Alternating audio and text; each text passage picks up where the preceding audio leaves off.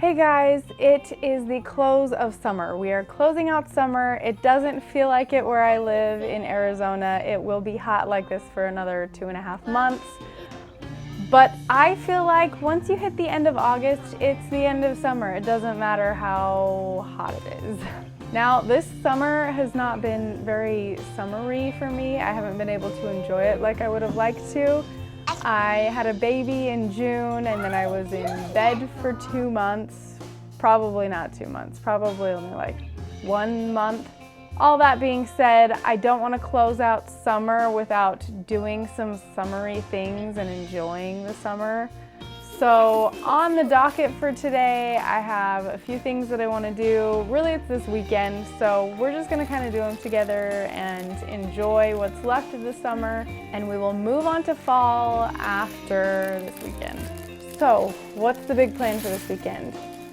First of all, I have a set of Lego Wildflowers that I have been wanting to build and replace with my other Wildflowers, Lego Wildflowers that I have out downstairs.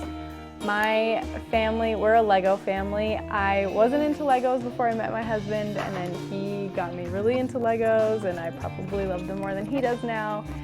And we've gotten all of the kids into Legos, so Legos are a thing for us, and I try to have flowers out every season that kind of reflect the season and our Legos, because we have this little Lego world downstairs that we all enjoy together. And you will see that it is all built and all fun and all cute, but it's also all torn apart in some ways because our children are obsessed with Legos and like getting into them. So these flowers are the off-limit flowers. They're not allowed to touch them. They can only look at them. Everything else they can play with. So we're going to do some Legos. We're going to enjoy the summer irrigation. We're going to go thrift shopping. And then tomorrow morning, I'm going to try to make a guava dessert.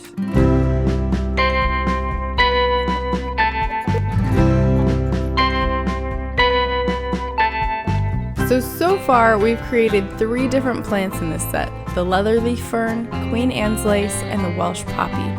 I've become intrigued recently by florography, as you may have noticed by the book I used to have on my coffee table for spring. I love the idea of florography so much that I used it in my epic fantasy novel that I am currently querying, and I'd love to share with you the meaning of each of these flowers we're building just for fun. We'll skip the leatherleaf fern since it isn't technically a flower and move on to Queen Anne's lace. Queen Anne's lace represents sanctuary. According to my little book by Jessica Rue, it can be paired with cattail for a housewarming gift or apple blossoms for a friend purchasing a new home. Then there is the Welsh poppy. Poppies represent eternal sleep. It can be paired with snowdrops for the loss of a loved one or a dahlia to mark the grave of a cherished companion. We're now building the cornflowers and lavender.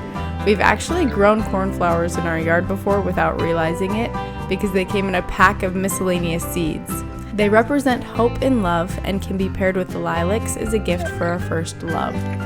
Lavender represents distrust and can be paired with foxglove to encourage a friend to reconsider their choices, or datura to tell someone that you see through their facade. We created lupin, which is not in the book, but according to good old Google, it represents imagination, admiration, and overall happiness. Then there came the larkspur, which represents levity and can be paired with protea to indicate better days are ahead, or begonia to assure someone that all past problems have been reconciled. And lastly, the gerbera daisy. A daisy represents innocence, childhood, and purity.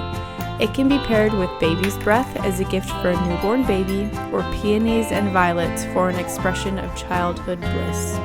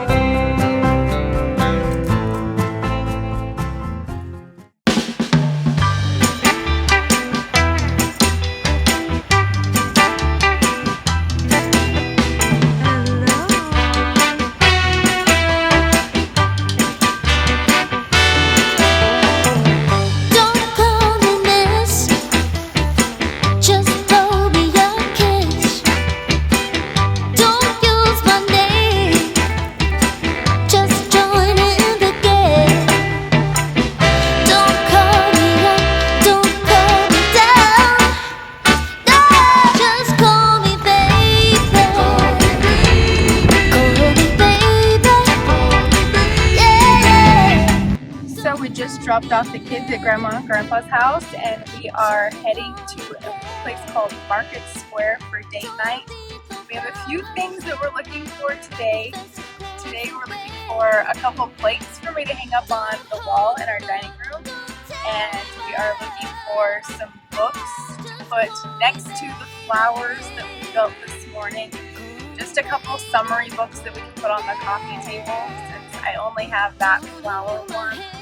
And then we renovated our bathroom before this summer, before we had the baby, and we're going to be looking for a shelf and some artwork to put up on the wall in there. And other than that, we're just going to be window shopping and enjoying our time because the Market Square shop is really cute. There's a lot of antique stuff, there's a lot of like homemade stuff, handmade stuff that you can get your hands on, and it's just really cute. So I said that the kids were dropped off. Really, 3 of the kids are dropped off, and we're going to be backpacking the 2-month-old with us and keeping her. So it's going to be kind of fun to see how long she lasts while we're out shopping.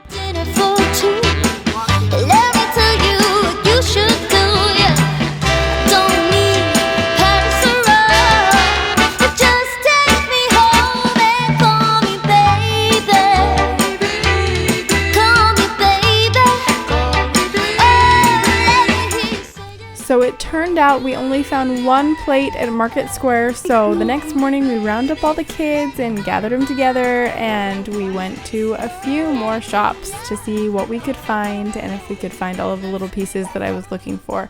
And luckily we found a couple things.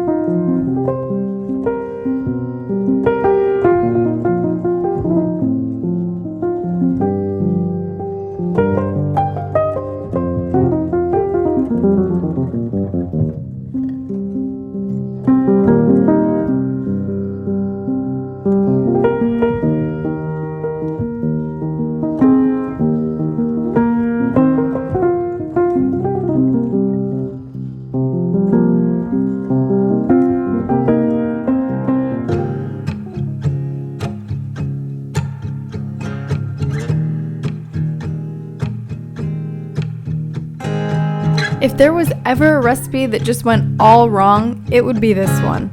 It all began when I couldn't find the central ingredient to the recipe after searching at 3 different stores: a guava concentrate. Disappointed as I wasn't going to let that dissuade me, so I picked a pineapple concentrate instead. That still felt summery enough. The crust was delicious, but the tart never set properly, and it was just way too sweet for my liking. We ended up throwing the vast majority of it away. I questioned the concentrate from the get-go, but thought I'd give it a try, and I regret it now.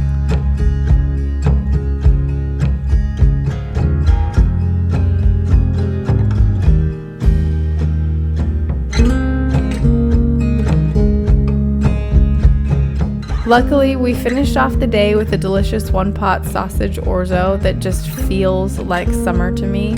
I love this recipe and I make it all the time. I'll make sure to link it in the description for you. And then we finished the day off by watching a Studio Ghibli film. We've been making our way slowly through all of these as we've tried to find more beautiful and uplifting films for our kids, and this one was a hit. They laughed pretty much the entire time. I'd love for you to share in the comments what your favorite Studio Ghibli film is so that we can start watching some of the best ones.